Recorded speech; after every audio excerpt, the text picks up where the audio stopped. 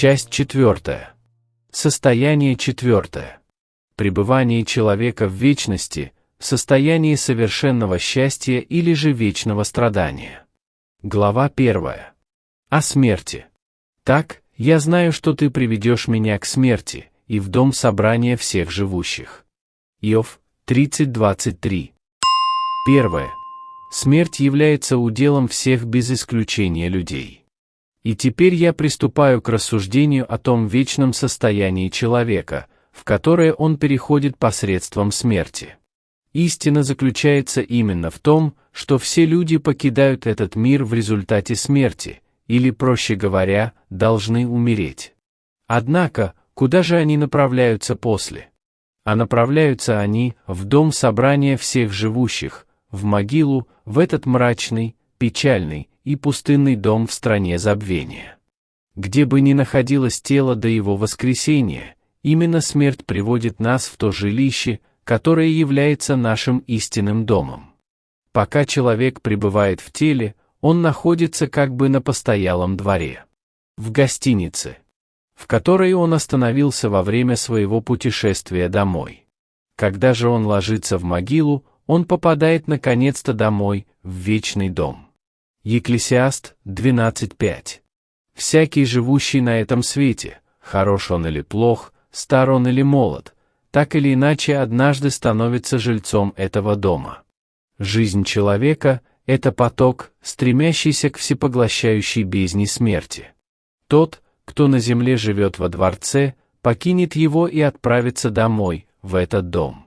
А тот, кому негде было преклонить голову, таким образом обретет, наконец, свое жилище. Дом этот предназначен для всех, по воле того, чье слово неизменно вовек. Это предназначение нельзя отменить. Это закон, который смертный приступить не может. Иов хорошо осознавал эту истину и выразил ее следующими словами. «Я знаю, что ты приведешь меня к смерти». Он знал, что встретится со смертью непременно, что его душа и тело должны будут разлучиться. Он знал, что Бог, который назначил эту встречу, обязательно позаботится о том, чтобы она состоялась. Время от времени Иов призывал смерть к себе и просил ее отвести его домой, в вечную обитель, хотя, конечно, он рисковал оказаться там преждевременно. «И душа моя желает лучше прекращения дыхания, лучше смерти, нежели сбережения костей моих». Иов 7:15. Однако, смиряясь, Иов говорит, что Бог вскоре приведет его к этому желанному дому, о чем и говорит наш текст. Тем самым он как бы намекает, что человек в этом мире всего лишь беглец от смерти, простирающий свои ледяные руки, чтобы принять нас еще тогда, когда мы только выходим из утробы. И то, что нам чудом удается уклониться от ее объятий, долго продолжаться не может, и мы все равно, медленно или быстро, приближаемся к ней. Иов знал это, с этим знанием он согласился, и этого он ожидал. Итак, рассматриваемая нами доктрина гласит: всем без исключения людям должно умереть. 2. Неизбежность смерти в свете Священного Писания. Хотя этот постулат подтверждается опытом всех предыдущих поколений, начиная с Авеля, который вступил в дом собрания всех живущих первым, и хотя каждый живущий знает, что умрет, все же будет не лишним еще раз обсудить вопрос о неизбежности смерти, убедиться в том, что этот факт можно постичь разумом и должным образом осознать. Во-первых, существует неизменяемый закон смерти, под которым заключено все человечество. Человекам положено однажды умереть. Евреям 9:27. Это положено им, как детям положены родители. То есть люди могут только покорно принять это определение, но избежать его не могут, так как Бог это решил для них раз и навсегда. Человек ждет смерти и не может избежать ее прихода, поскольку Бог предназначил и уготовал ее человеку. Нет никакого сомнения в ее приходе. Мы умрем. 2 Царств 14, стих 14. Хотя некоторые люди не услышат шагов приближающейся смерти, тем не менее каждый человек увидит ее обязательно. Псалом 88:49. Смерть – это чемпион, с которым каждый должен будет сразиться. Мы должны выйти с ней на арену, и она возьмет верх над нами. Человек не властен над духом, чтобы удержать дух, и нет власти у него над днем смерти. Екклесиаст 8, стих 8. Все люди, которые живыми встретят пришествие Христа, изменятся. 1 Коринфянам 15:51. Однако, это изменение будет равноценно смерти, оно будет отвечать ее целям. Остальные же люди пройдут обычной дорогой, путем всех смертных. Во-вторых, не будет того вовек, чтобы остался кто жить навсегда и не увидел могилы. Каждый видит, что и мудрые умирают, равно как и невежды и бессмысленные погибают. Псалом 9:11. На этой земле достаточно места для всех, независимо от множества людей, живших на ней до нас с вами. Они ушли, чтобы освободить нам место, также и мы должны уйти, чтобы освободить место другим. Давным-давно смерть начала переносить людей в мир иной, и множество людей уже ушло туда, однако этот процесс все еще продолжается, смерть ежедневно переносит новых жильцов в дом собрания всех живущих. Слышал ли кто-либо и когда-либо, чтобы смерть произнесла «довольно»?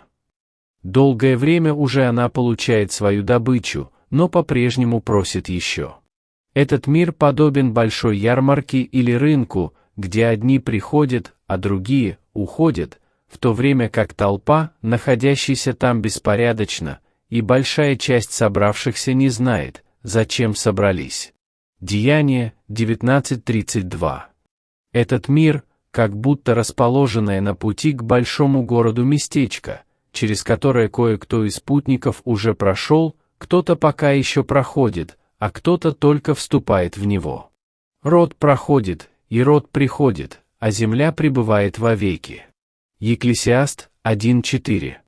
Смерть является непреклонным посланцем, которому нельзя помешать исполнить свою миссию ни силой власти, ни взятками богатых, ни мольбами бедных. Она не подвластна ни уважению к древним сединам, ни жалости к безобидному дитяти. Не могут взять верх над ней ни храбрец, ни смельчак, не может и малодушный получить избавление в этой борьбе. Екклесиаст 8:8. В-третьих, человеческое тело тленно. Прах ты, и в прах возвратишься. Бытие 3:19. Даже самые крепкие люди – это всего лишь хрупкие земные сосуды, которые легко разбиваются вдребезги. Душа пребывает в крайне убогих условиях, обитая в этом смертном теле, которое является не каменным домом, а всего лишь глиняной мазанкой. Мазанные стены неизбежно осыпаются, особенно там, где фундамент расположен не на камне, а на прахе. Они истребляются скорее молли, хотя это насекомое столь нежное, что даже наилегчайшее прикосновение пальцем уничтожает его. Иов 4:19. Человеческое тленное начало подобно пороху. Даже маленькая искра вызывает пожар, и тогда взрывается весь дом, даже косточка изюма или волос в молоке становились причиной удушья человека и обращали его мазанку в прах. Если мы рассмотрим строение и структуру нашего тела, то увидим то же самое, что увидел Давид. «Дивно я устроен». Псалом 138:14. Если мы задумаемся над тем, насколько серьезно зависит наша жизнь от нормального и точного движения жидкостей и сбалансированности потоков живительных соков в нашем организме. Если мы осознаем то, что смерть имеет столько же дверей, чтобы войти в наше тело, сколько это тело имеет пор. И если мы сравним душу и тело, то со всей очевидностью убедимся в том, что феномен нашей жизни гораздо более удивителен, чем наша смерть. И что более странно видеть прах оживающий, и потом опять возвращающийся в небытие, чем видеть его неподвижно лежащим на нем. Хотя лампа нашей жизни, может быть, и не будет разбита внезапно, однако ее пламя со временем все же погаснет из-за истощения в ней масла. А хвори и болезни, разве это не предвестники смерти, приготавливающие тело к ее приходу? Как только мы ступаем на эту землю, они встречают нас, и тотчас же провозглашают, что в этот мир мы пришли лишь для того, чтобы вновь покинуть его. Но как бы то ни было, в какое-то мгновение человек может внезапно, без предупреждения, быть унесенным из жизни хворью или болезнью. В-четвертых, душа человеческая грешна, а потому тело человека смертно. Смерть следует за грехом, как тень следует за телом. В соответствии с предупреждением Бога, заключившего в Эдеме завет с человеком, грешники должны умереть. Ибо в день, в который ты вкусишь от него, смертью умрешь. Бытие 2:17. Благочестивые также должны умереть, поскольку смерть входит вместе со грехом, а грех может выйти только со смертью. Христос лишил силы жала смерти, направленное против людей, хотя еще и не устранил саму смерть. Поэтому, хотя она пристает и к святым людям, как ехидна к руке Павла, Деяния 28:3, но не может причинить им никакого вреда. Поскольку проказа греха находится в стенах самого дома, поэтому он должен быть разрушен, а все обломки его убраны. И, наконец, в-пятых, в соответствии со Священным Писанием, жизнь человека в этом мире всего только на иоту отстоит от смерти. Священное Писание говорит о ней, как о чем-то суетном и призрачном, мимолетном в своей продолжительности и стремительном в исчезновении. Рассмотрим это подробнее. Третье. Призрачность земной жизни человека. Пункт 1. Жизнь человека суетна и призрачна. Вот она есть. Вот она исчезает. А вот ее уже нет. Дни мои бегут скорее челнока и кончаются без надежды. Иов 7:6. Если мы подозреваем Иова в предвзятости в этом вопросе, тогда послушаем мудрого и процветающего во все дни своей жизни царя Соломона. «Всего насмотрелся я в суетные дни мои». Екклесиаст 7:15. Моисей, который был очень энергичным человеком, сравнивает наши дни со сном. Они как сон. Псалом 89:6, который не осознается нами до того момента, пока мы не проснемся. Аналогия налицо. Мало кто правильно представляет себе, что такое жизнь, до того момента, когда смерть разбудит его от пребывания во сне неведения. Затем человек начинает осознавать, что он жил. Мы теряем лета наши, как звук. Псалом 89:9. Когда нам рассказывают какую-либо пустую историю, она может только слегка тронуть нас. Но вот история окончена, и ее предают забвению. Также и о человеке забывают, когда заканчивается история его жизни. Это, как ночной сон или видение, в котором нет ничего прочного, и после пробуждения все исчезает. Как сон улетит, и не найдут его, и как ночное видение исчезнет. Иов 20, стих 8. Это всего лишь пустой призрак или бессмысленное изображение. Подлинно, человек ходит подобно призраку. Псалом 38:7. Человек в этом мире всего лишь ходячая статуя, и жизнь его лишь изображение жизни, ибо в ней присутствует слишком много признаков смерти. Если мы беспристрастно посмотрим на нашу жизнь, то окажется, что все в ней сплошная суета. Детство и юность — суета. Екклесиаст 11:10. Мы приходим в мир самыми беспомощными из всех животных существ. Даже птенцы и звереныши не столь беспомощны, как человеческий детеныш, совершенно не способный помочь себе. Наше детство проходит в жалких, пустяковых удовольствиях, которые впоследствии у нас же самих вызывают презрение. Юность — это цветок, который вскоре увядает, цвет, который быстро опадает. Это то время, когда человек поспешен, глуп и неосмотрителен. Он услаждается всевозможной суетностью и как бы плывет в русле этой суеты.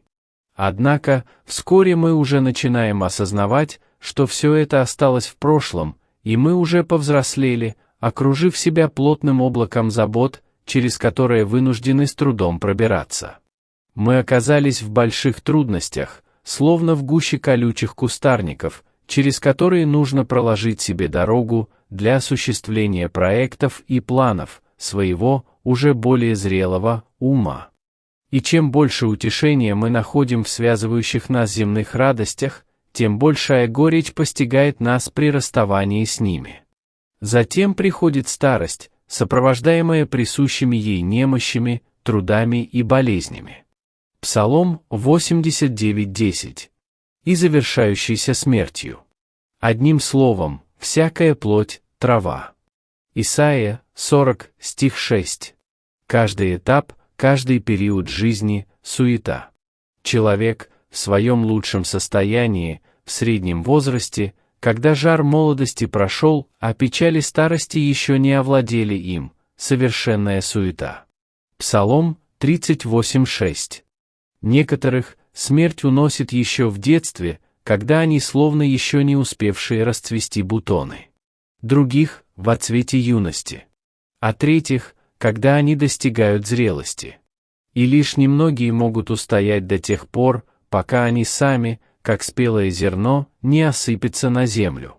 Однако, все умирают рано или поздно. Пункт 2. Жизнь человека коротка, то есть она не просто суета, но суета недолговечная. Во-первых, посмотрите, как определяется продолжительность жизни человека в Священном Писании. Иногда в сотни лет, но однако никто никогда не доживал до 1000 лет, хотя и этот срок тоже ничто по сравнению с вечностью.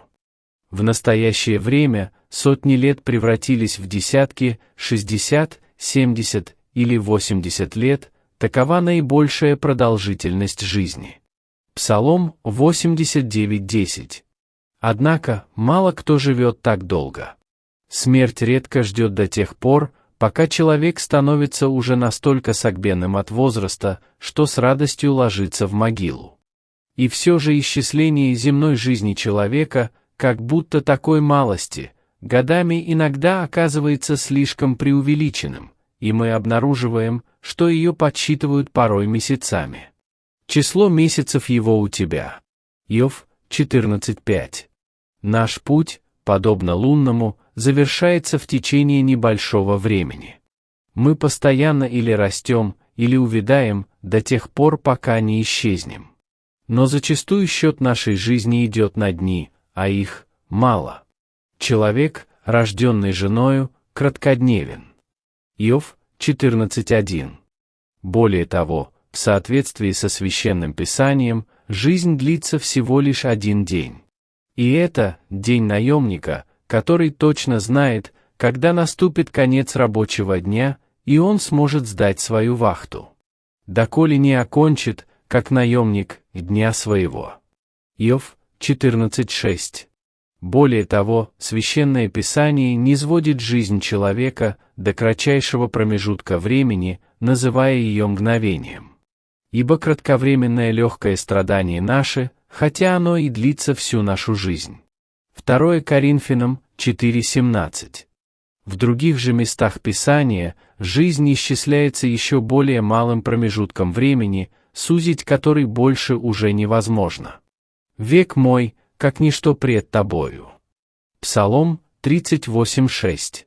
Соломон говорит нам: «Время рождаться и время умирать». Екклесиаст 3:2. Однако, он не упоминает о продолжительности жизни, как будто наша жизнь — лишь прыжок из материнской утробы прямо в могилу. Во-вторых, посмотрите, как часто Священное Писание указывает нам на кратковременность жизни человеческой. Послушайте Иезекию. «Жилище мое снимается с места и уносится от меня, как шалаш пастушеский. Я должен отрезать, подобно ткачу, жизнь мою». Исайя 38:12. Шалаш пастушеский вскоре будет снят, поскольку стада не должны пастись долго на одном месте. Вот такова быстро проходящая жизнь человеческая на этой земле. Это всего лишь ткань, которую человек непрерывно ткет на земле, останавливаясь только на мгновение. Вскоре она изготовлена и затем отрезана.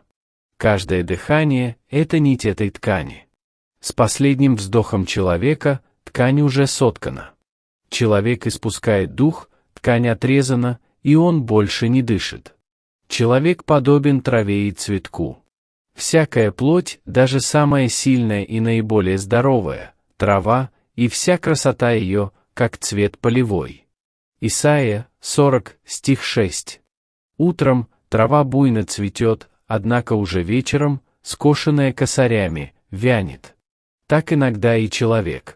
Утром он легок и подвижен, а вечером это уже бездыханное тело, поверженное внезапным ударом смерти. Цветок, где бы он ни рос, слабое и нежное создание, которое живет короткий промежуток времени. Обратите также внимание на то, что человек сравнивается не с садовым цветком, а с цветком полевым, который в любой момент, например, может быть затоптан копытами животных. Так и наша жизнь, ежедневно она подвержена тысячам опасностей, каждая из которых может погубить нас.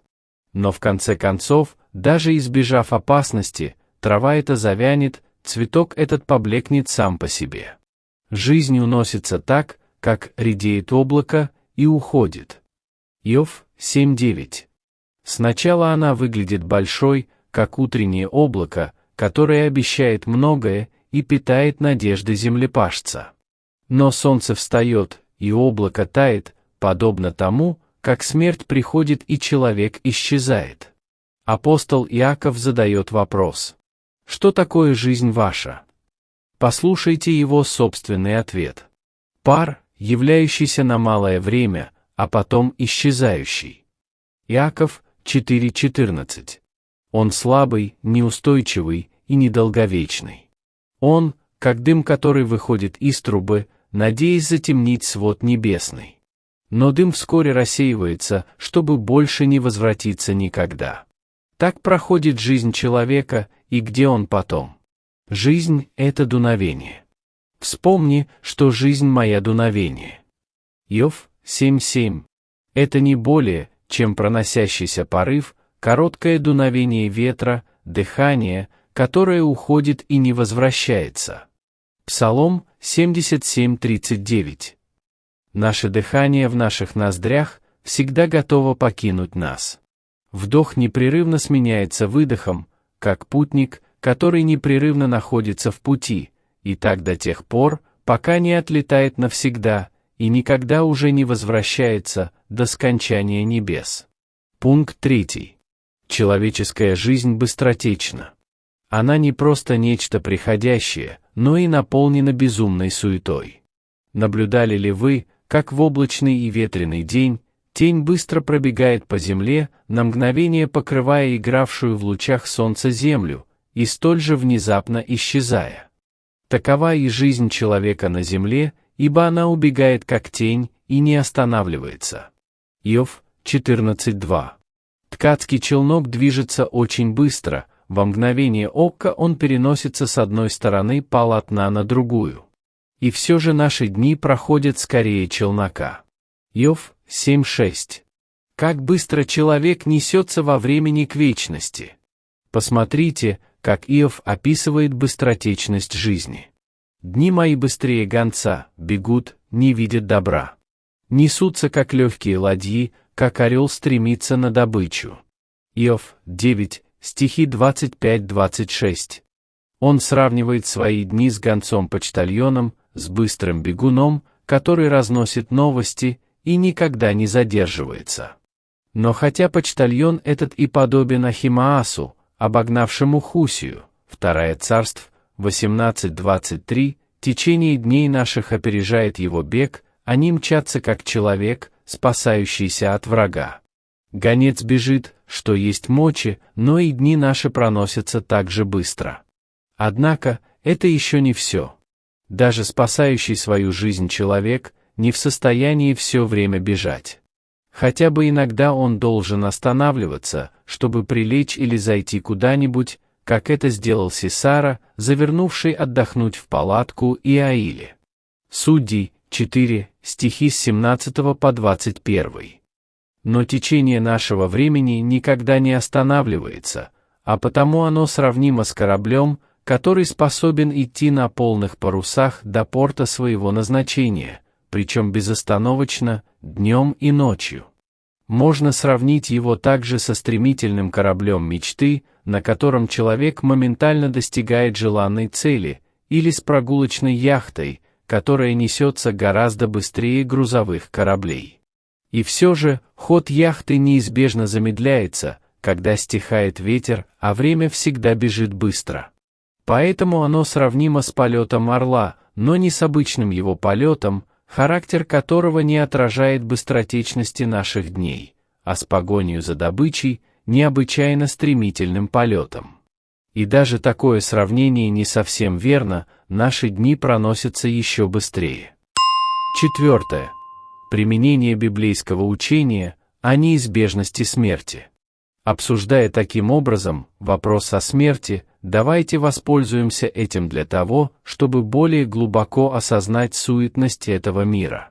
Чтобы убедиться в важности для нас, христианского довольства и терпения, вопреки всем заботам и трудностям жизни.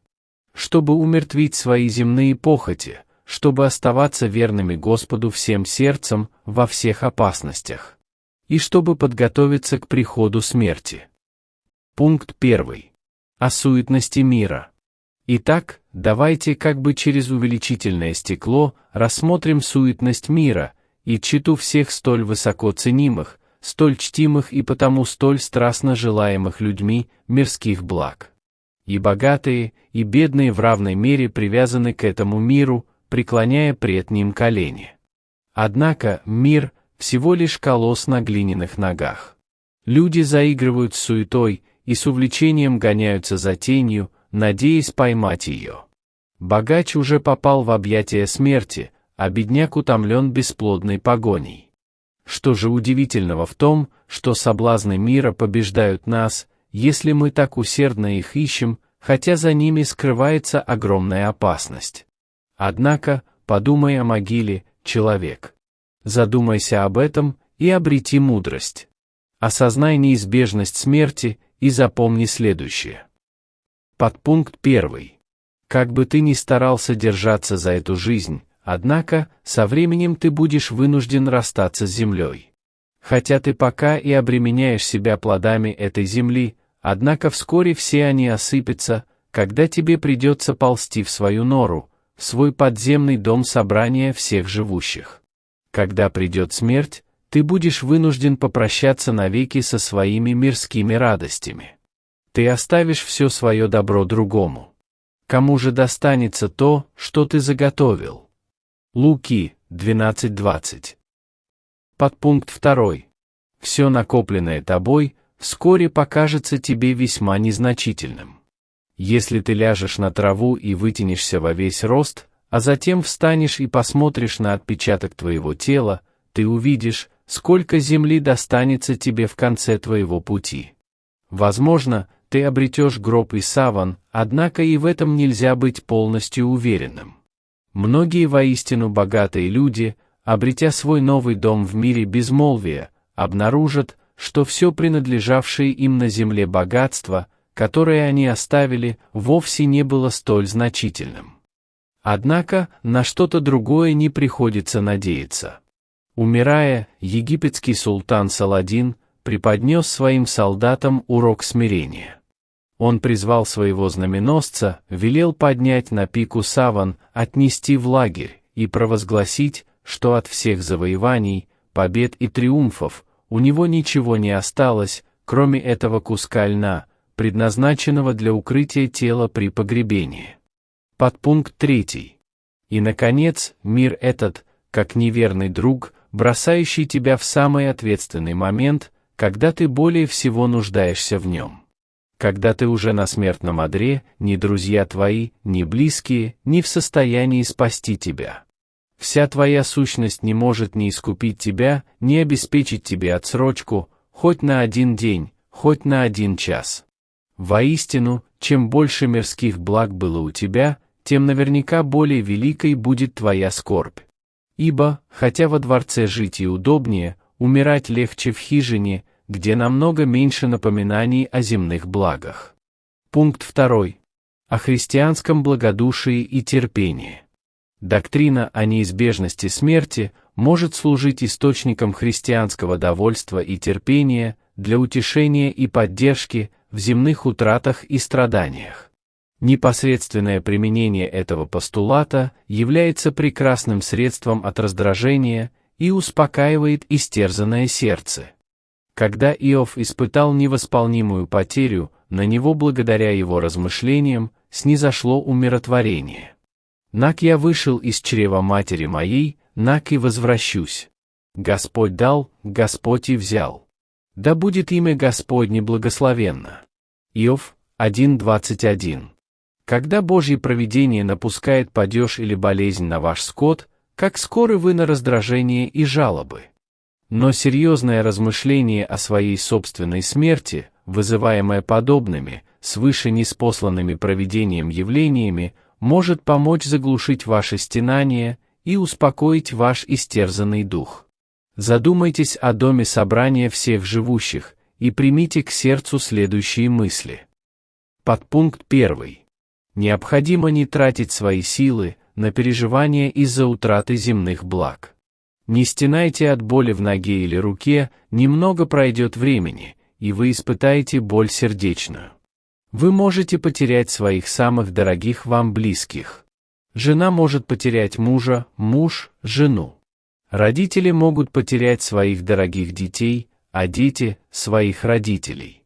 Однако, когда любое из этих испытаний выпадет на вашу долю, вспомните о том, что в конце концов, каждый человек так или иначе обречен потерять свою собственную жизнь. И зачем сетует человек живущий? Плач Иеремии 3:39. Всегда полезно в час несчастья подумать о том, что могло бы быть и хуже. Чтобы не было утеряно или отобрано у нас, по милости Господа мы не исчезли. Плач Иеремии 3:22. Подпункт 2. Лишь ненадолго человек приходит в этот мир. Поверьте, мало что нам нужно на столь краткое время. Когда приходит смерть, уже ничто нам не понадобится. Зачем людям иссушать свои головы мыслями о завтрашнем дне, когда они не знают, понадобится ли им вообще что-либо завтра? Когда человек ушел недалеко от дома, он не беспокоится, что его припасы почти иссякли. Разве свеча, при свете которой вы трудитесь, уже не догорает? Как песок в песочных часах, истекает ваше время. И если это так, вам не нужно иметь слишком много запасов. Подпункт 3. У вас есть более важные дела, которые требуют вашего внимания. Смерть стучится в дверь, позаботьтесь же о том, чтобы не потерять свою душу. Когда случается кровоизлияние в одном месте тела, его обычно останавливают, обеспечив отток крови путем вскрытия вены в другом месте организма.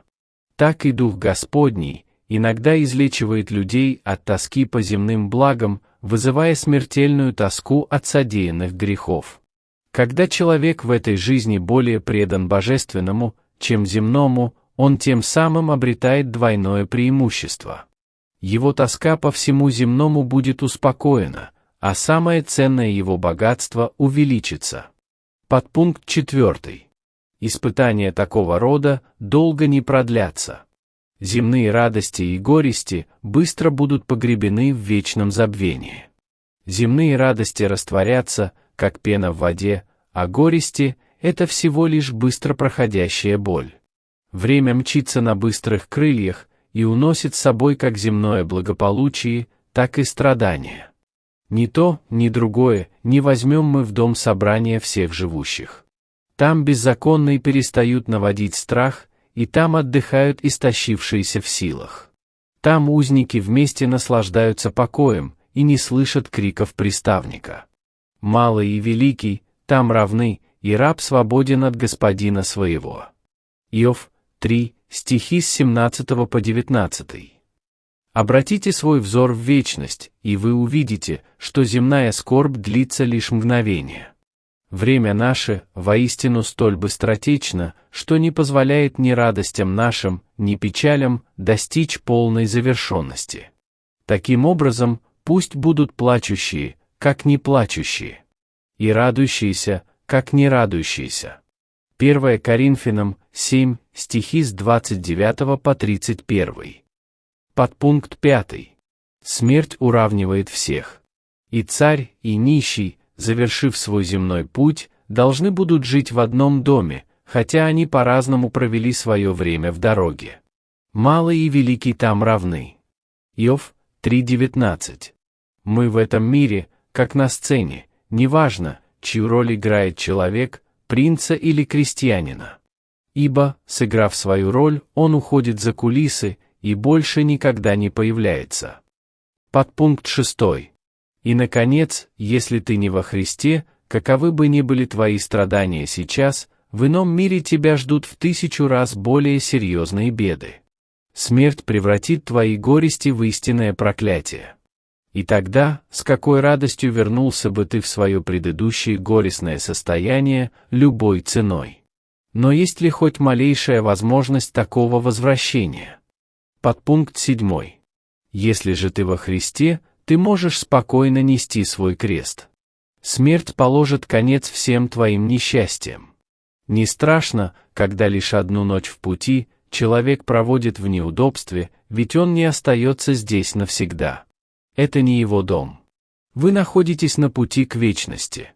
И пусть вас не обеспокоит то, что вы встречаетесь с трудностями на том постоялом дворе, которым является этот мир. Не принимайте близко к сердцу то, что вам не так хорошо, как другим. Кто-то путешествует с тростью в руке, а его попутчик, возможно, с обычной палкой или посохом. И то, и другое сослужит человеку свою службу. Неважно, однако, кем из них будете вы, обоих положат в землю рядом, когда они завершат свой путь. Пункт 3. Обуздание плотских страстей. Размышления о смерти могут быть уздой, сдерживающей всевозможные, особенно плотские страсти. Хорошую службу в их подавлении может сослужить осознанное посещение владений, леденящей кровь смерти. Ее одинокого дома, которым является могила. Подпункт 1. Размышления о смерти могут помочь человеку умерить неуемную заботу о своей плоти, которая многим несет погибель для души. Очень часто такие вопросы, как «что мы будем есть?», «что мы будем пить?» и «во что мы будем одеваться?», Матфея 6:31, не оставляют места для другого, более важного вопроса: «С чем я предстану пред Господом?».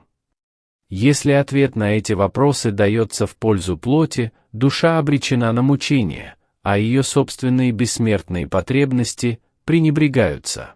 Но, увы, почему люди столь заняты ремонтом своего разрушающегося пристанища, оставляя жильца истекать кровью от ран, без лечения, без ухода?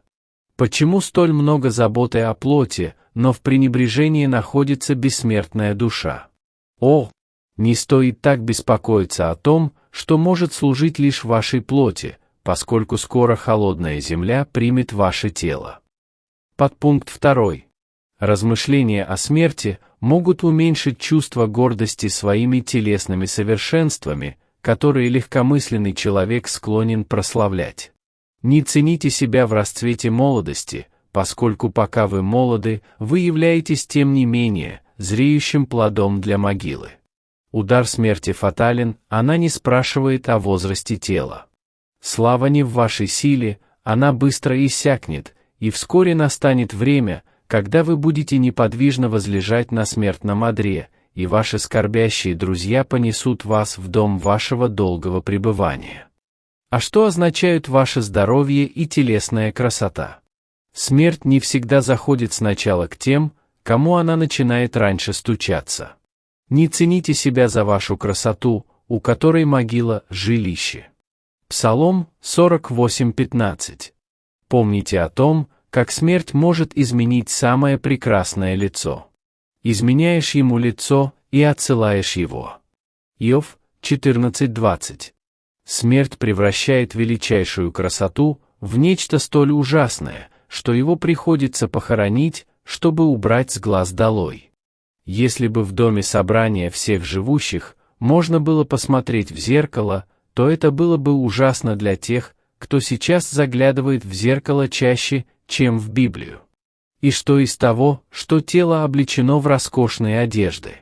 Лучшие одежды — это всего лишь знаки нашего греха и стыда, их вскоре сменит саван, а тело станет пиршеством для червей. Подпункт 3. Размышления о смерти могут сильно сдерживать похотливые и телесные страсти. Прошу вас, как пришельцев и странников, удаляться от плотских похотей, восстающих на душу. 1 Петра 2:11. Сырые дрова зажечь трудно, и хоть огонь охватывает их, он, однако, вскоре гаснет. Похотливость полностью лишает людей возможности общения с Богом и является эффективным средством подавления присутствия Духа. Несдержанность в еде и питье одновременно влечет за собой разрушение и души, и тела, что ускоряет приход смерти, хотя такой человек менее всего готов к ней. Поэтому смотрите же за собою, чтобы сердца ваши не отягчались объедением и пьянством, и заботами житейскими, и чтобы день тот не постиг вас внезапно. Луки 21:34. Однако, как часто душа поражается стрелами похотливых вожделений. Именно в эти двери входит разрушение. Поэтому Иов сказал: «Завет положил я с глазами моими». Иов 31:1. Глубокая пропасть, уста блудниц. На кого прогневается Господь, тот упадет туда. Притчи 22:14. Кто думает, что он стоит, берегись, чтобы не упасть. 1 Коринфянам 10:12. Берегитесь сладострастия, почему стремитесь к умеренности в одежде, словах и поступках. Вороны долины смерти, в конце концов, выклюют распутный глаз. Непристойный, грязный язык, в конце концов замолкнет в земле безмолвия. И беспощадная смерть, принимая тело в свои холодные объятия, действительно охладит все телесные страсти. Подпункт 4. И, наконец, это поможет контролировать наше заземленное сознание и сразу умертвить похоть плоти, похоть очей и гордость житейскую. Иоанн 2:16. О, если мы должны умереть, почему мы таковы? Почему мы так увлечены тленным? Почему столь озабочены его приобретением, так стремимся воспользоваться им и настолько сильно переживаем его утрату? Позвольте мне на виду, у дома собрания всех живущих, ответить на эти вопросы словами Соломона. «Устремишь глаза твои на него, и его уже нет, потому что оно сделает себе крылья, и как орел улетит к небу». Притчи 23:5. Богатство и все мирское просто-напросто ничто. Соломон говорит, что хотя оно есть, но его уже нет. Все это не то, чем оно нам кажется, а лишь позолоченная, обманчивая суета. Все мирское совсем не таково, каким оно выглядит. В лучшем из мирского бесконечная бездна пустоты, полное отсутствие чего бы то ни было, и больше не бытия, чем бытия и реальности. Что такое мир и все, что в нем существует, как ни показ мод или ярмарочный балаган, где человек играет на сцене мимолетный спектакль. 1 Коринфянам 7:31. Царская пышность – ничто иное, как броский спектакль или видимость в глазах Бога. Деяния 12, стихи с 21 по 23. Лучшее человеческое название для этого – добрая вещь. Но заметьте, они добры только для нечестивого человека. «Ты получил уже доброе твое в жизни твоей», — говорит Авраам богачу, который после своей смерти оказался в аду. Луки 16:25. Да и могут ли земные люди, называть мирское добрым своим. Ибо нет никакого добра ни в них, ни около них, ни в том, что сопутствует им.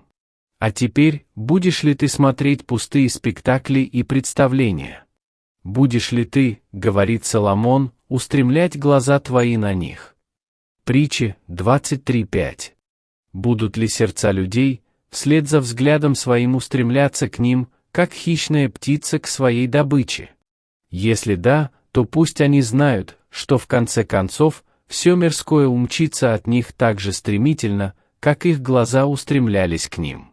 Подобно тому, как стая прекрасных птиц, опустившаяся на землю глупца, немедленно взмывает ввысь, как только он бросается ловить их, сводя на нет все его усилия, и садится на землю соседа. Безумный! В сию ночь душу твою возьмут у тебя, кому же достанется то, что ты заготовил? Луки 12:20.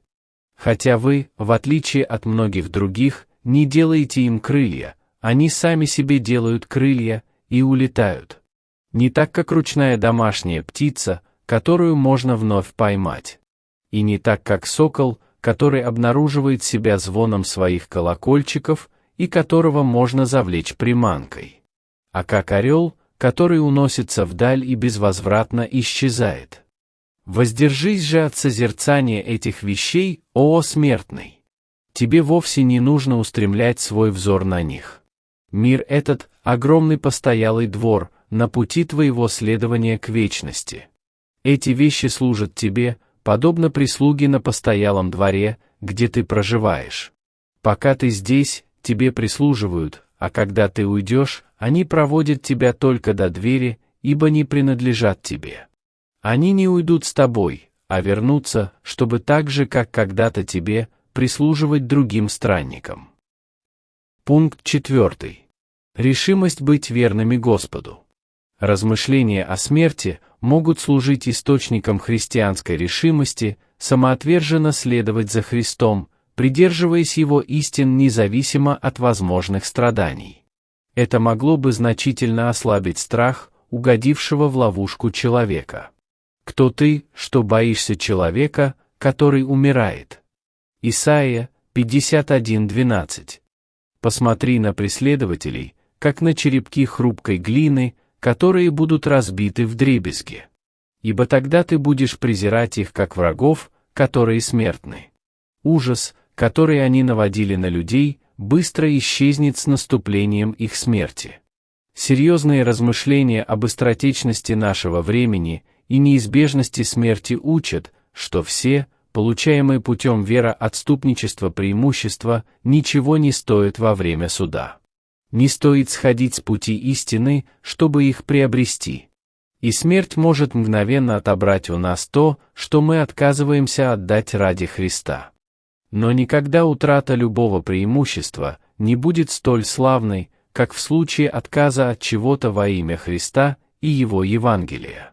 Ибо в чем слава того, что Бог забирает у вас что-то, посредством смерти, хотите вы этого или нет? Это соображение может научить человека меньше ценить жизнь саму по себе и избрать путь отказа от мирских преимуществ вместо грехопадения. Худшее, что человек может совершить, это забрать в свое распоряжение жизнь, которую долго удерживать невозможно. Ибо никто и ничто не в состоянии помочь нам удержать душу в нашем теле. И если мы откажемся предложить свою жизнь Богу добровольно, когда Он призывает нас к этому ради имени Своего, Он может как-то иначе отнять ее у нас, как, например, случилось с тем христианином, кто не захотел сгореть ради Христа, а потом погиб при случайном пожаре в своем доме. Пункт 5. Подготовка к смерти. И, наконец, доктрина о неизбежности смерти может служить стимулом, поощряющим нас готовиться к смерти. По этой причине задумайтесь о следующем. Подпункт 1. Ваше вечное состояние будет соответствовать состоянию, в котором вы умрете. Смерть откроет вам двери рая или ада. Куда дерево падает, там оно и остается навеки. Когда ребенок рождается мертвым, уже ничто в мире не возвратит его к жизни. И когда человек умирает без Христа, оставаясь необращенным, он навечно утрачивает надежду. Подпункт 2. Серьезно задумайтесь над тем, что значит перейти в иной мир, в мир духов, с которым мы очень мало знакомы. Сколь пугающим выглядит общение с духом для бедных смертных, еще живущих на этой земле. И сколь ужасно, когда человек спешит в иной мир, не зная, что лишь бесы могут быть его вечными спутниками. Поэтому давайте приложим все силы для того, чтобы познакомиться с Господином потустороннего мира. Подпункт 3. Совсем немного времени осталось у вас для подготовки к смерти. Поэтому учтите, что это время скоро закончится. Все, что может рука твоя делать, по силам делай. Потому что в могиле, куда ты пойдешь, нет ни работы, ни размышлений, ни знания, ни мудрости. Екклесиаст 9:10. Разве можно бездействовать, когда так много работы и столь краток срок, отведенный для ее выполнения? Ведь когда времени мало, работа по подготовке к смерти, хоть это и напряженная работа, не продлится дольше, чем предназначено Богом. Когда на землю опускаются вечерние тени, работа идет веселее, ибо работник знает, что до момента освобождения от работы осталось уже совсем мало времени. Подпункт 4. Большая часть нашего времени на земле уже прошла. И самые молодые из нас не могут быть уверены в том, что впереди у них столько же времени, сколько и позади. Наша жизнь в мире — это лишь краткое предисловие к долгой вечности, и значительная его часть уже поведана. О, не должны ли мы удвоить наше усердие, когда столь много времени уже потрачено, а работы выполнено так мало? Подпункт 5. Уносится вдаль настоящее. Не в состоянии мы вернуть то, что уже прошло, с ним мы распрощались навеки. Нельзя вновь зажечь костер, который уже погас. Время, которое придет, не наше, и нет уверенности в том, что хоть малая его часть будет принадлежать нам. У нас нет ничего, что мы могли бы назвать своим, кроме настоящего мгновения. Но и оно также уносится от нас.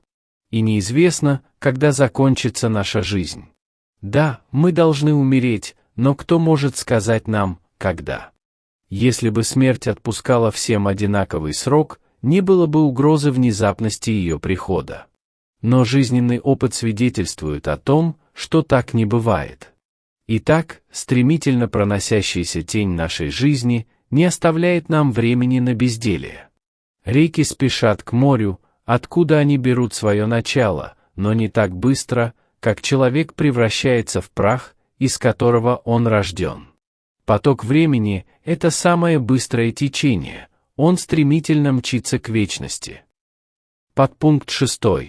И, наконец, когда смерть заберет нас, возврата уже не будет, чтобы поправить хоть какие-то свои дела.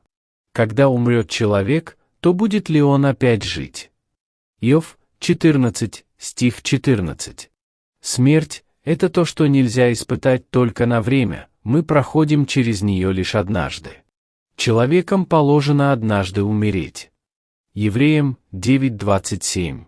Вследствие того, что мы умрем лишь однажды, и вся вечность зависит от правильности свершения этого, Бог призывает нас проявить максимальное усердие и сделать это правильно. А потому готовьтесь к смерти и делайте это своевременно. Если вы, будучи невозрожденным, спросите меня, что нужно сделать, чтобы приготовиться к смерти и умереть спокойно, я отвечу. Я уже сказал, что должно быть сделано. А именно, сущность вашего характера и ваше состояние должны быть изменены. Вы должны родиться вновь. Вы должны воссоединиться с Иисусом Христом верою. И пока это не сделано, вы не в состоянии выполнить другие, ведущие к спокойному принятию смерти указания, которые мы обсудим позднее и в надлежащий момент.